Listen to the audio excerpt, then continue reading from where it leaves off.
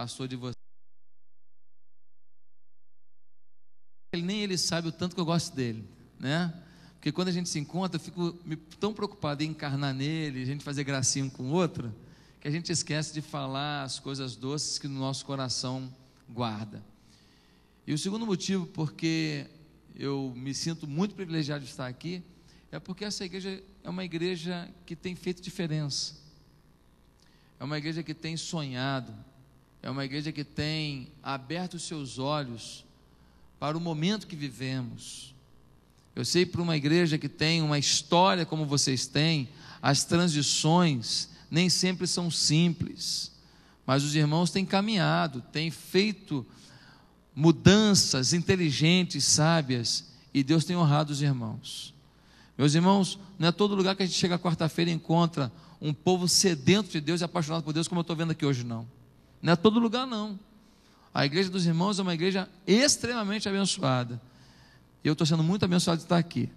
Ainda tem esse pessoal de Madureira, né, que a gente conhece de longa data, porque a minha esposa, a Bianca, foi membro de Madureira, e a gente conviveu com tanta gente. Agora eu fiquei preocupado, porque o camarada fala: o pastor José passou aqui, eu me lembrei do negócio. Ele começa a contar que ele lembrou que ele ia morrer. Eu falei: pelo amor de Deus, que negócio é esse?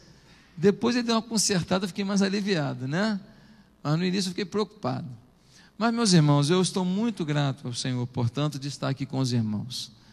E a minha oração é que a minha vinda aqui não se traduza apenas num tempo de compartilhamento, mas que se traduza num tempo de decisão. O que você vai levar desse culto não é o que você ouviu, você vai levar desse culto o que você decidir. Se você decidir alguma coisa com Deus, valeu a pena eu ter vindo.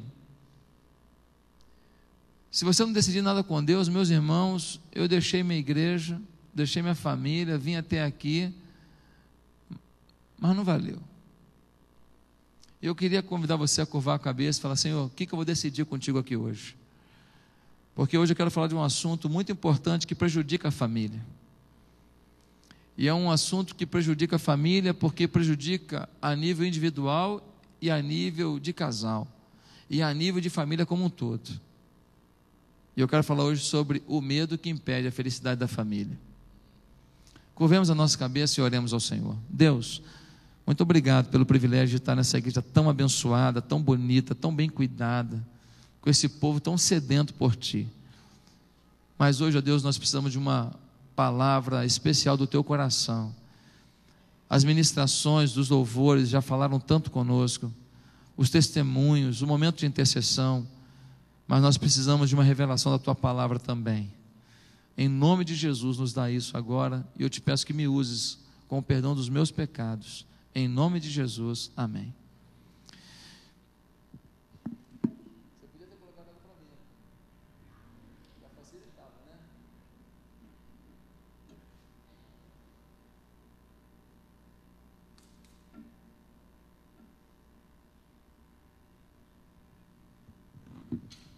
Jane, você briga com ele em casa, tá? Que ele não botou água para mim. Bem, gente, um dia desse eu acordei domingo de manhã. Acordei domingo de manhã e fui tomar meu banho tradicional para poder ir para a igreja. E estava um dia frio, não estava um dia muito gostoso não, porque eu não gosto de frio. E quando eu liguei o chuveiro, meus irmãos, a água não esquentou. E eu fui lá no aquecedor e mexi no aquecedor, bati no aquecedor e ela não esquentou. Eu troquei a pilha, ela não esquentou. E eu vi que eu tenho medo de água fria. E eu tomei um banho de gato daqueles assim, só para os irmãos não reclamarem, e fui para a igreja. Mas que coisa frustrante é quando a gente tem medo de água fria. Mas olha só, esse medo é muito bobo, né? Mas é um medo. Ai, que frio, ai. Mas existem medos muito mais sérios que batem a porta da casa da gente o tempo inteiro. A violência da nossa cidade, o desemprego que volta e meia bate a porta de uma família, as contas que chegam e nem sempre o nosso planejamento foi suficiente para atendê-las. E meus irmãos, a gente pode não estar na última batida do coração, mas pode estar prestes a ver o último contra-cheque. prestes a ouvir uma frase da boca do médico que a gente nunca quis ouvir, prestes a sentir alguma coisa no coração, numa parte do corpo, que a gente não gostaria de sentir, sim ou não? E por isso o medo chega, toda hora somos ameaçados. Agora o funcionário vira para o patrão e fala assim: ó, vou te botar na justiça. E aí você fica com um problema danado, porque ele pode entrar, falar o que quiser, e se o juiz cair na dele, injustiças podem ser feitas, e você fica preocupado.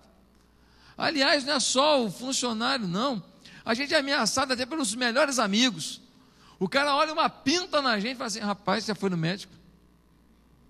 Olha, um primo meu estava com uma pinta dessa. Rapaz, e você olha para a pinta, já fica com medo da pinta. E a gente se sente ameaçado, às vezes por causa da família, porque da família, um morreu do coração, o outro morreu, um tio morreu, o outro morreu, e aí você sente uma dorzinha aqui, pronto, ai, sou eu agora. A gente se sente ameaçado pela história familiar, pelas pessoas ao redor, por coisas que são faladas. Meus irmãos, o temor pode preencher nosso mundo, mas não precisa preencher os nossos corações. O Max Lucado vai dizer uma coisa muito interessante. Ele vai dizer: sofisticamos planos de investimentos, criamos elaborados sistemas de segurança e legislamos por um exército mais forte, e no entanto dependemos de calmantes mais do que qualquer outra geração na história. Além do mais, a criança comum hoje tem o mesmo nível de ansiedade que um paciente psiquiátrico comum dos anos 50. As nossas crianças estão tendo depressão, pânico, medo de escuro, medo de ficar sozinho, medo do pai não voltar, medo de ir para a escola, medo de falar com a tia. Meus amados irmãos, o medo não parece estar disposto a negociar espaço no nosso coração. Aliás, você já viu medo e coragem andando juntos? Você já viu uma pessoa feliz e cheia de medo? Rapaz, que alegria hoje que eu estou cheio de medo. Não existe isso. Ai, que coisa boa que eu estou com medo. Não existe isso. O medo rouba a nossa motivação de existência. O medo rouba a nossa motivação para viver, a nossa motivação para lutar, a nossa esperança. Queridos irmãos, a coragem faz coisas lindas, mas o medo rompe os nossos mais profundos talentos. Você já viu alguém que, porque estava com muito medo, fez um grande poema? Ou porque estava com um grande medo, fez uma canção que motivou os corações? Olha, essa aqui eu estava com medo danado, fiz uma canção que motivou uma nação. Não existe isso. Agora a fé faz, a coragem faz, ela pega o melhor de nós. Agora, não seria maravilhoso vencer todo medo que esteja sobre a nossa vida e sobre a sua vida? Não seria maravilhoso se a nossa resposta às provocações da vida, às lutas da vida, fosse sempre uma palavra e uma atitude de coragem, de esperança e de fé? Não seria maravilhoso se na hora que uma circunstância muito difícil batesse a porta da gente, a gente abrisse a porta dizendo assim: não adianta intimidar, porque eu estou com Deus. Pois eu quero ler um texto que fala sobre isso, e quero falar sobre coragem para vencer o medo em família. Portanto, abra sua Bíblia em Mateus capítulo 8, nós vamos ler do verso 23 ao 27, é um texto muito conhecido dos irmãos, e ele traz profundas afirmações para a vida da gente. Mateus 8, versículo 23 a 27. O Purim foi meu monitor de pregação, de homilética. Então qualquer defeito é culpa dele, qualquer acerto, Deus é comigo, tá certo?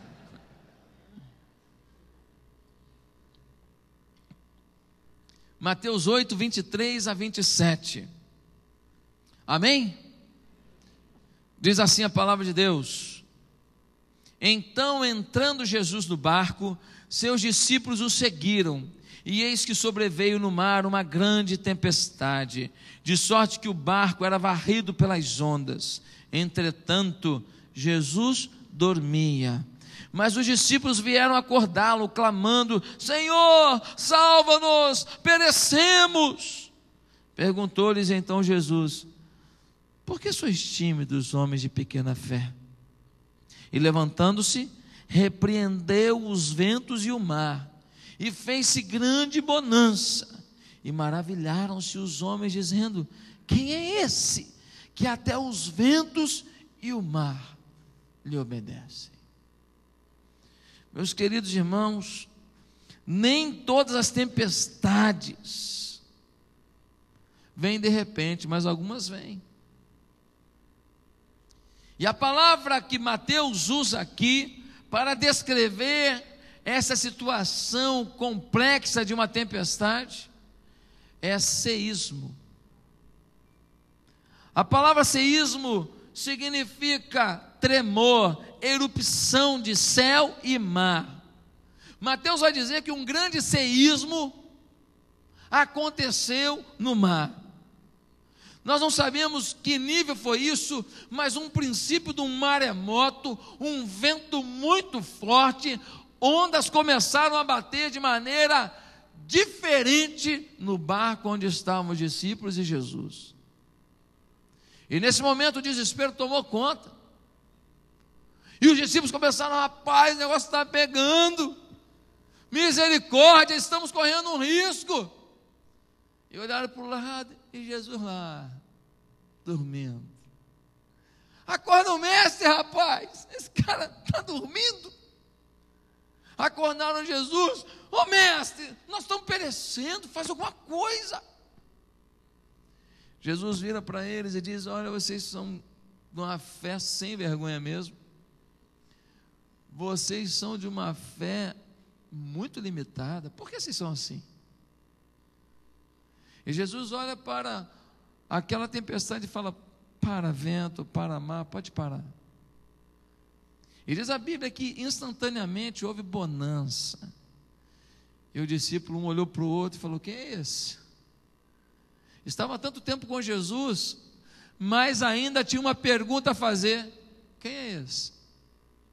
Tem muita gente que está há muito tempo na igreja, mas ainda precisa fazer uma pergunta: quem é esse?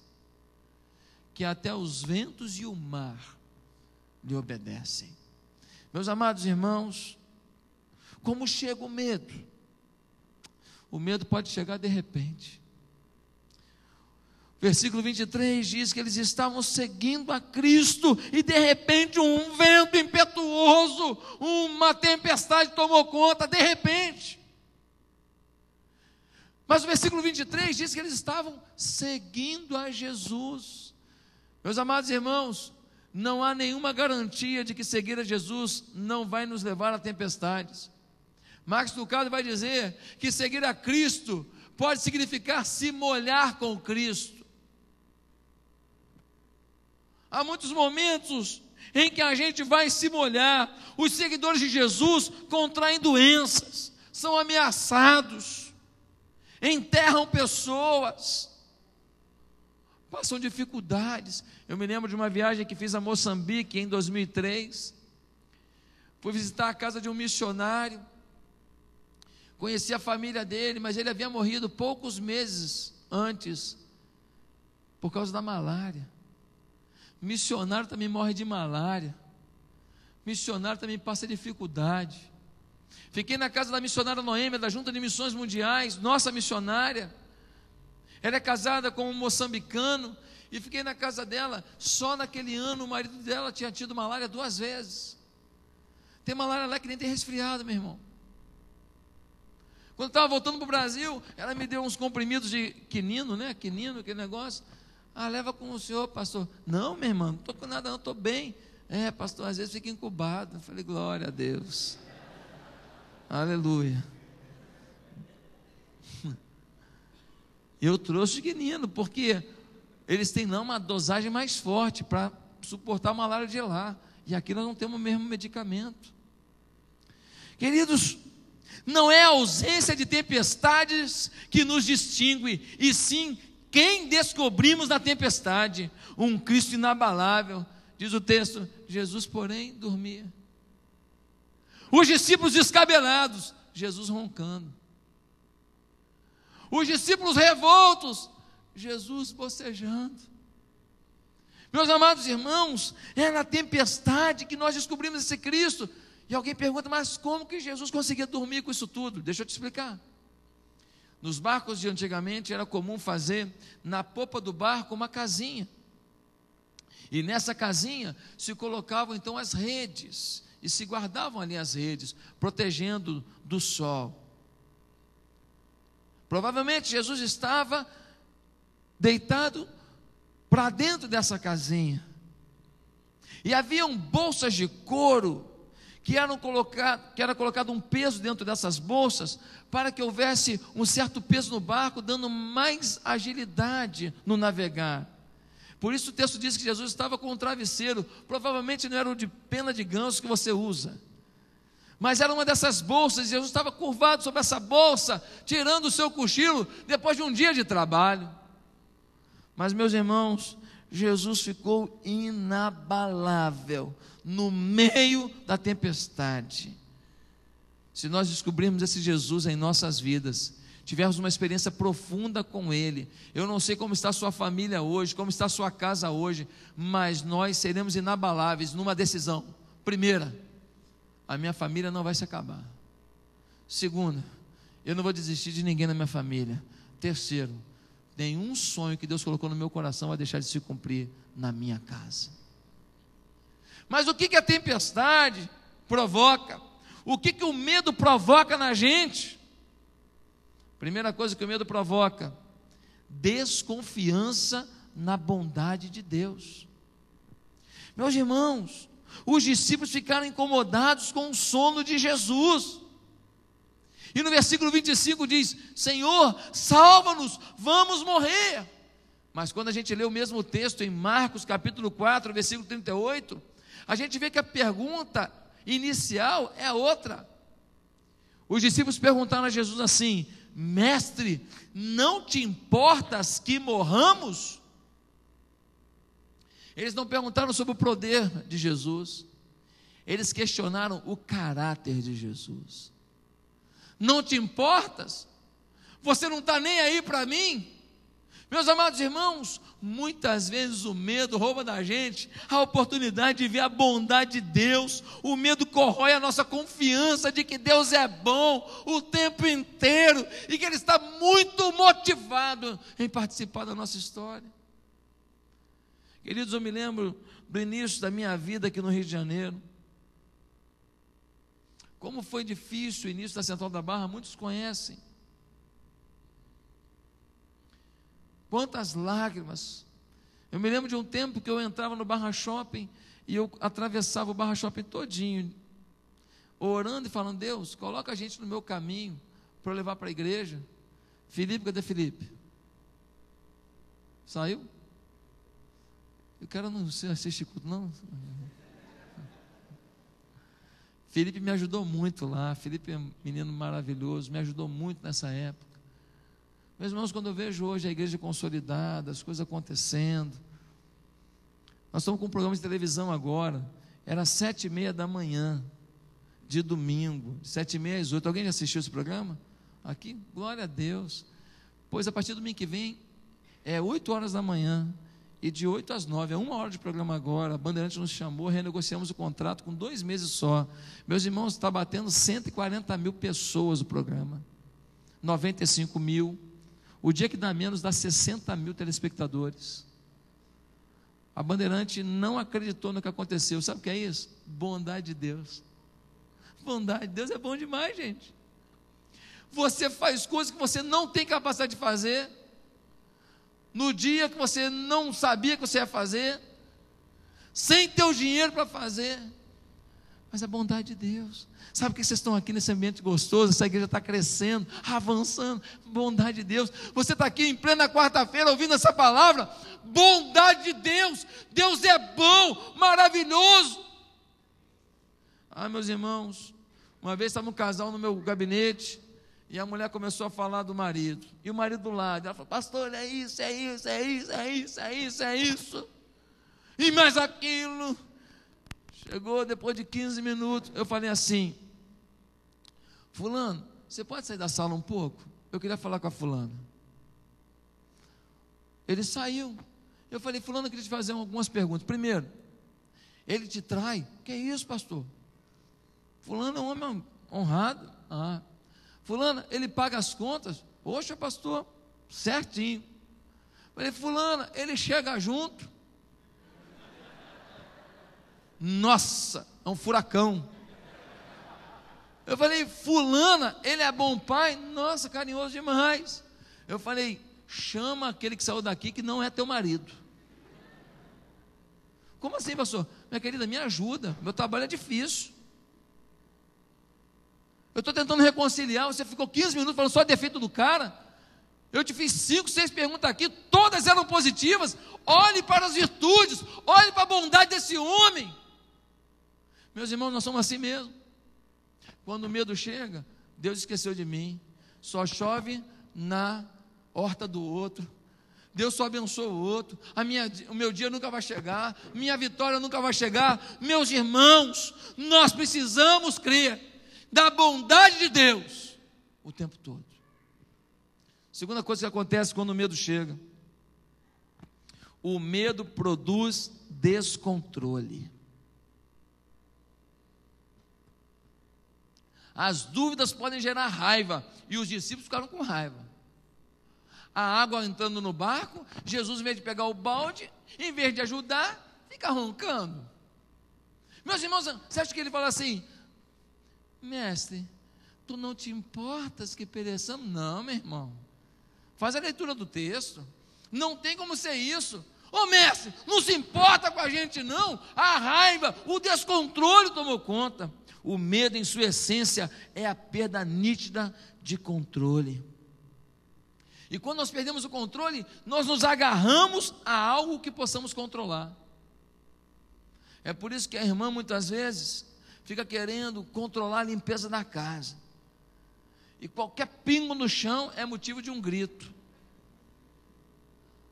Qualquer cabelo que fica preso naquela escova é motivo de uma discussão.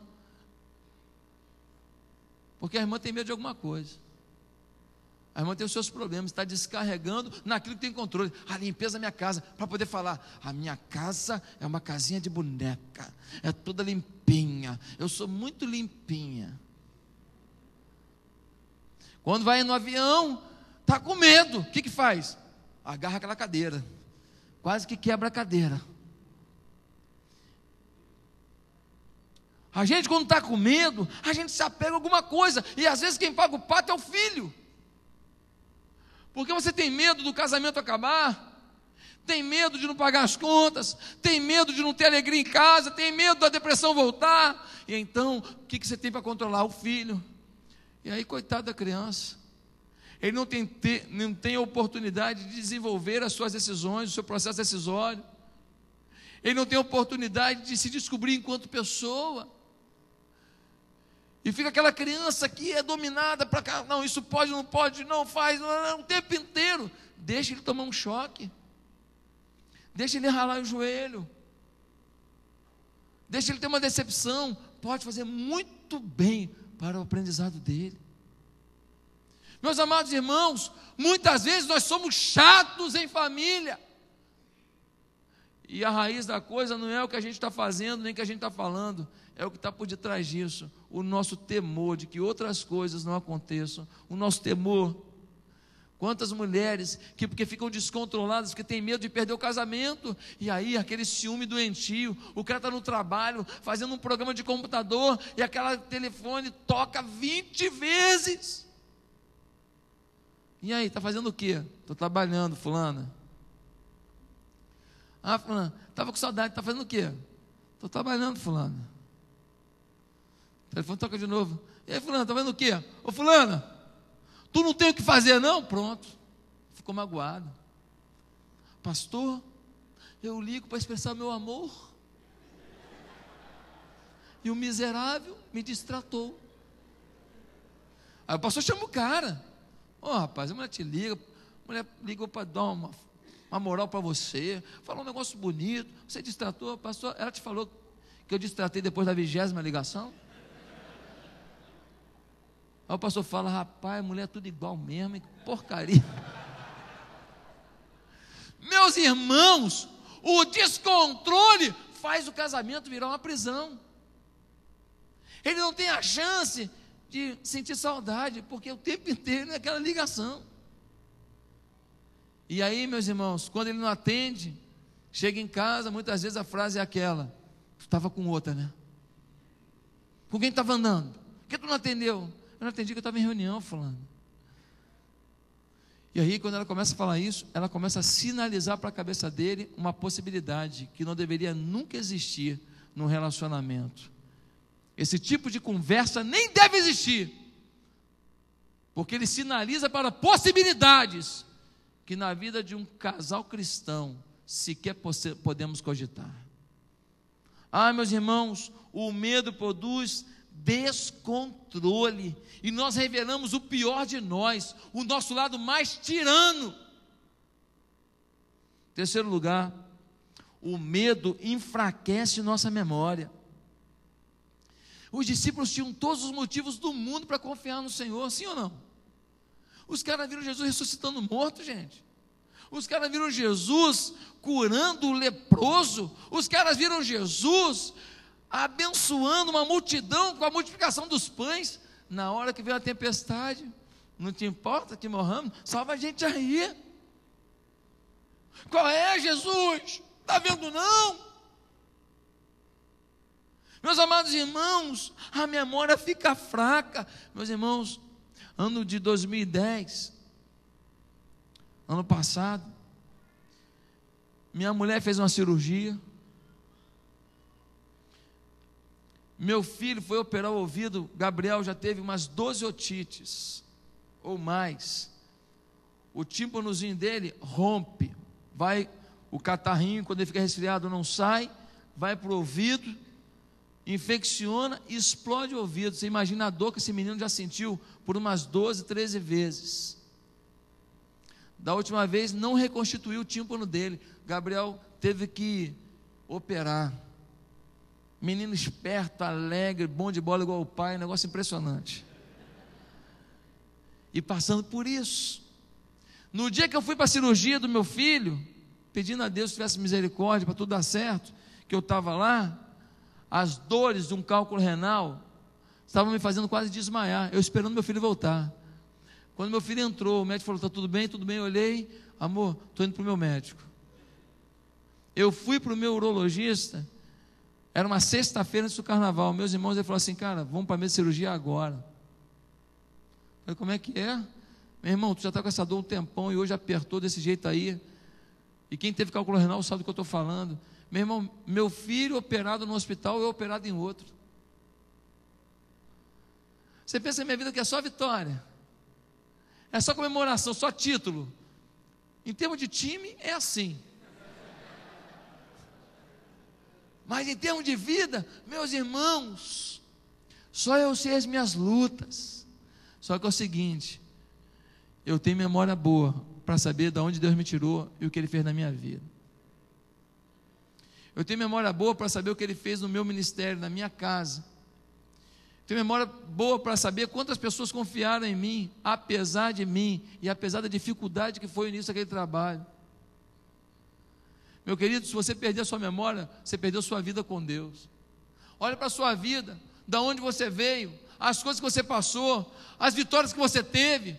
Olhe para a sua história e não duvide do Deus que te ama. Meus irmãos, o medo nos dá amnésia espiritual.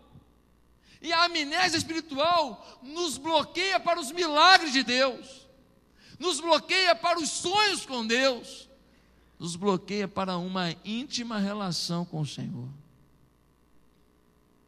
O medo enfraquece nossa memória, mas o medo também nos leva a endeusar o que nos dá segurança. O medo nos leva a endeusar o que nos dá segurança.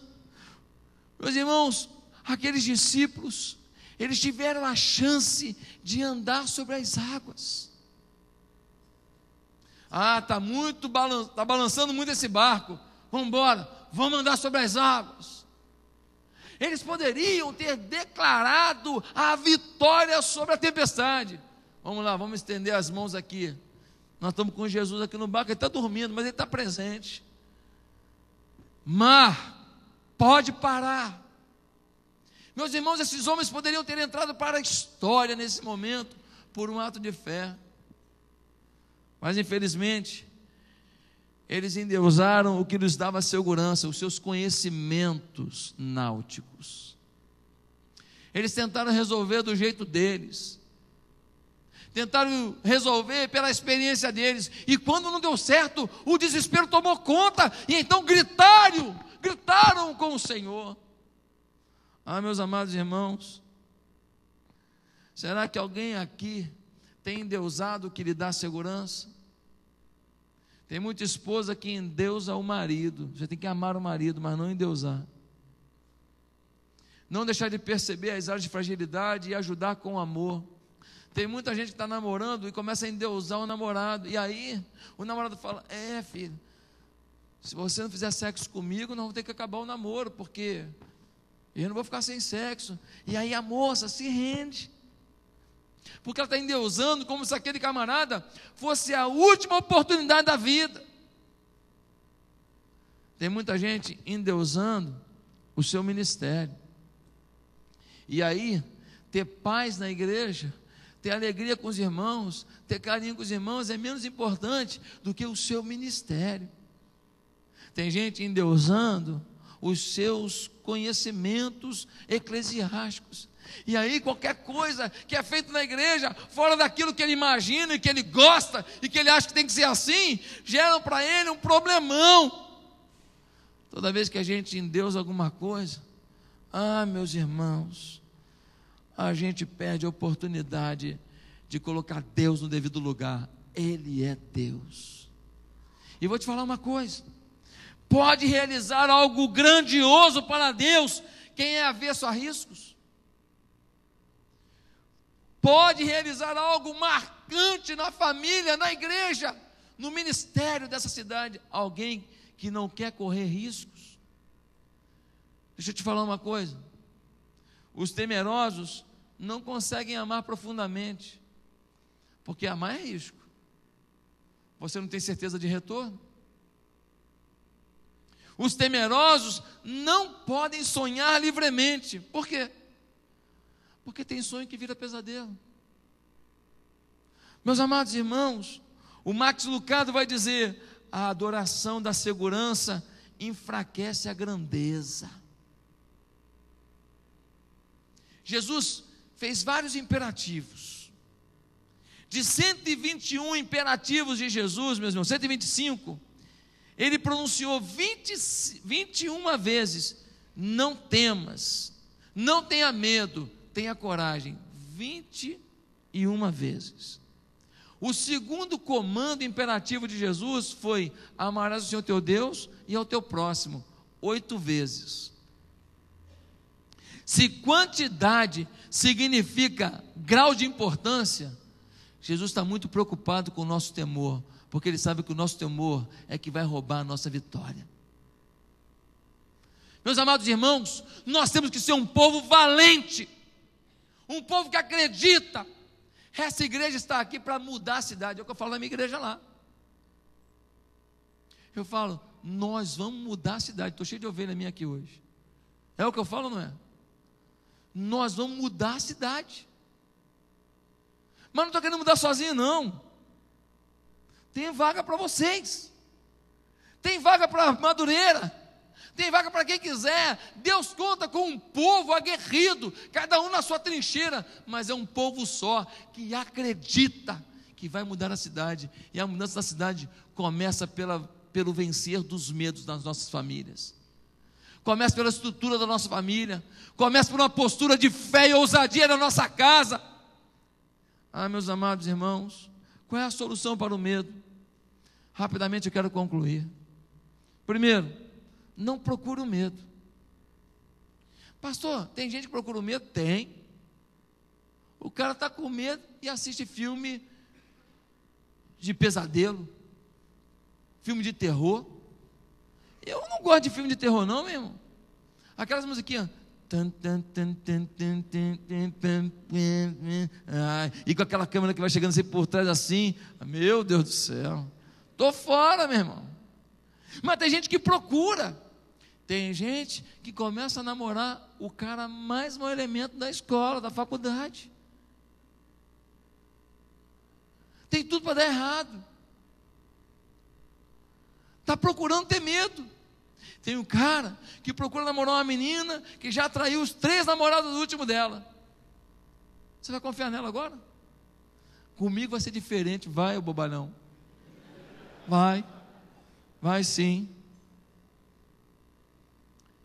Tem gente que não sabe dizer não. Ó, fulano, você me empresta aí 10 mil? Ô rapaz, mas olha só, eu vou precisar disso semana que vem. Rapaz, já era para eu tenho dinheiro para entrar, rapaz, já era para ter entrado. Sexta-feira está na conta.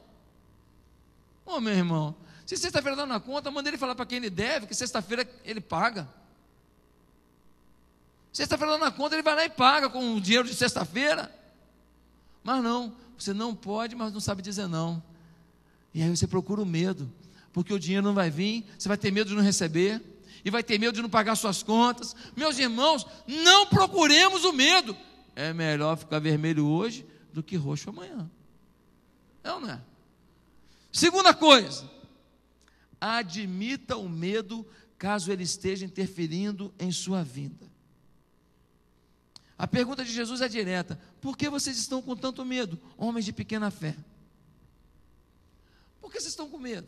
Você tem que admitir em que área você tem medo. É claro que o medo é algo necessário, até certo ponto.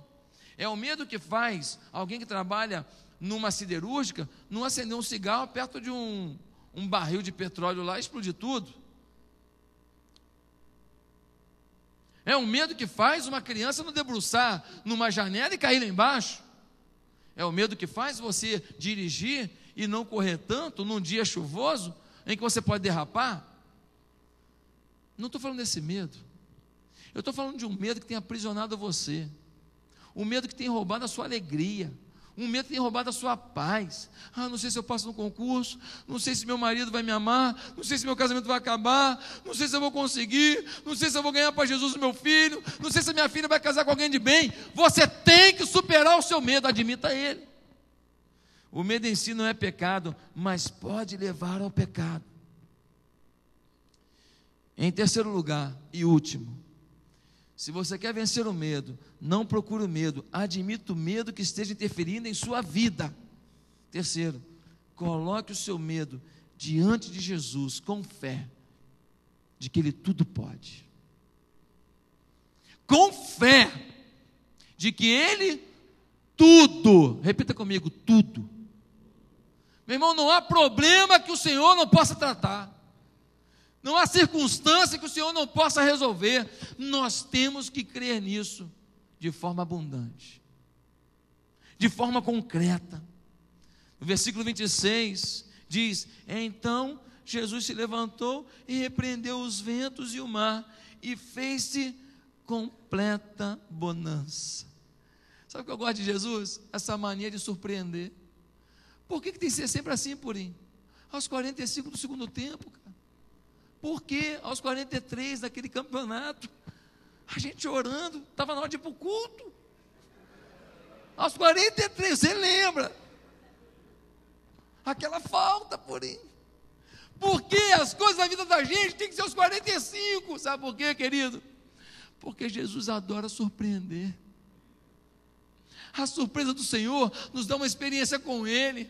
A surpresa do Senhor nos faz crescer em fé. A surpresa do Senhor faz a gente não se desesperar quando outro obstáculo chegar.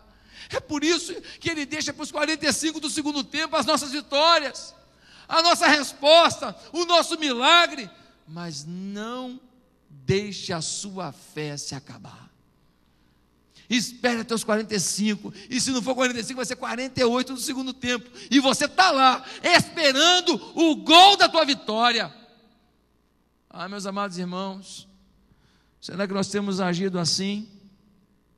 O medo pode ser visitante, mas o medo não pode ser residente na nossa vida.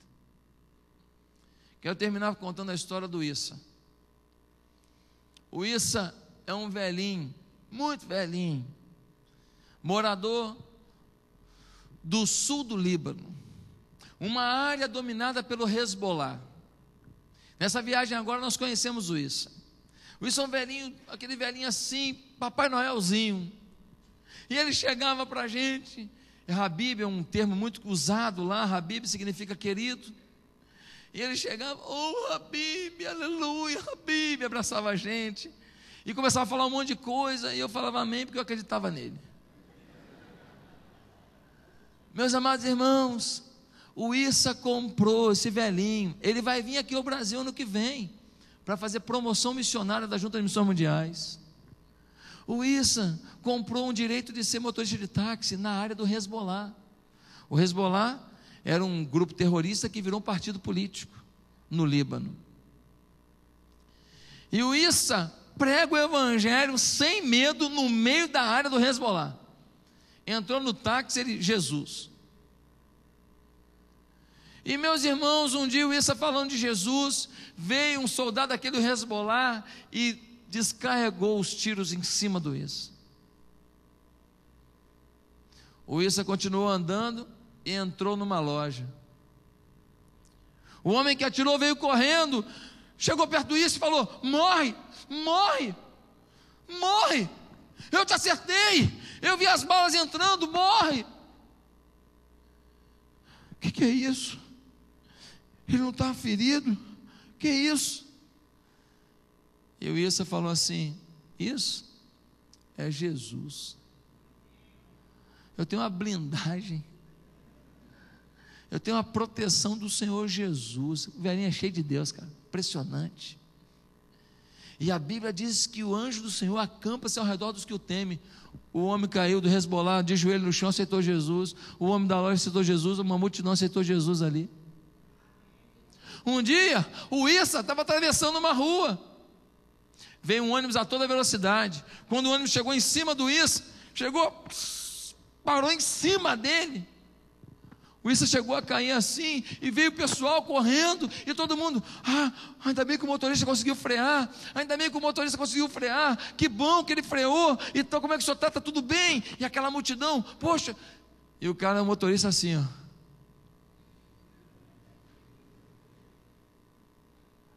com aquela cara de vascaíno no final do campeonato.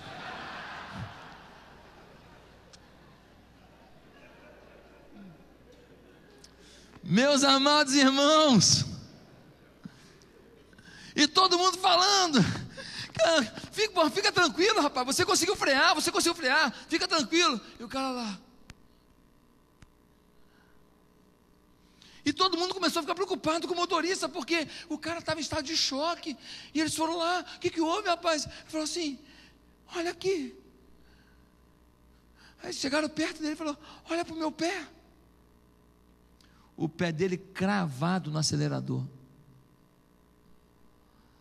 Meus amados irmãos, o anjo do Senhor freou o ônibus. O cara desceu do ônibus e falou: moço, eu não freiei, o que é isso? O Issa, oh Habib, aleluia. Isso é Jesus. Jesus pode parar um ônibus, pode parar qualquer circunstância. Jesus nos ama. Meus irmãos, um monte de gente aceitou Jesus no meio da rua, na área do Hezbollah. O velhinho é tiro na queda, meu irmão. Meus irmãos, esse Deus tremendo tem feito coisas tremendas nas regiões dominadas pelo Hezbollah, pelo Hamas, pelos xiitas, pelo mundo árabe afora. Deus, um Deus de milagre, um Deus que você conhece, um Deus que é pregado nesse púlpito com muita autoridade por um grande pregador, que é esse homem de Deus, que é o pastor dessa igreja, e os outros pastores da equipe dessa igreja. E você ainda duvida, e você ainda está desistindo da família, e você está desistindo de um filho, e você está desistindo de pagar uma conta, e você está desistindo de vencer uma doença, e você está desistindo de ser um crente melhor, e você está desistindo de ser cheio do Espírito Santo. Não, A palavra do Senhor Jesus hoje é: homens e mulheres de pequena fé, é tempo de ver a tempestade cessar. Esses caras, depois dessa experiência, meus irmãos, ninguém segurou. Nós vamos jogar vocês em fornalha, pode ser. Nós vamos jogar vocês em arena com gladiadores, tudo bem. Vamos jogar vocês em arena com leões. Fazer o quê? Mas nós não abrimos mão, porque sabemos em quem temos crido, e sabemos que Ele é poderoso para guardar o nosso tesouro até o dia final. É esse Deus maravilhoso que quer que nós saiamos daqui com uma decisão. A decisão é agora. Você tem que sair daqui para ser cheio do Espírito Santo. Parar de ser crente cretino, resmungão, chatonildo. Parar de ser crente de teoria,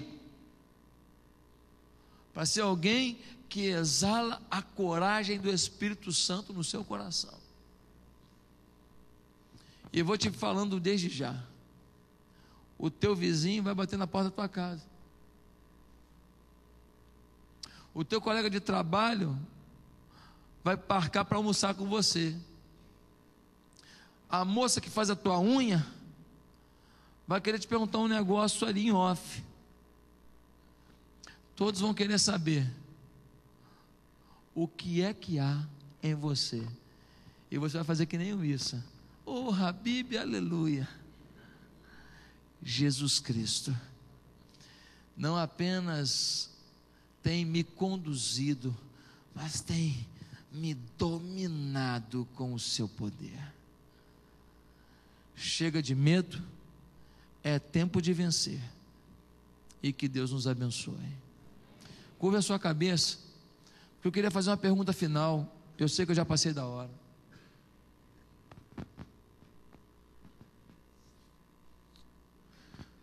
Eu queria perguntar se tem alguém aqui que não deu o primeiro passo. O primeiro passo para você dar a volta por cima, o primeiro passo para você superar todos os obstáculos, sabe qual é? É você entregar a sua vida a Jesus. Jesus tem que reinar no seu coração. Você tem que amá-lo de todo o seu coração. Eu vou amar mais ou menos. Olha só, Jesus não divide o outdoor do seu coração com outra coisa.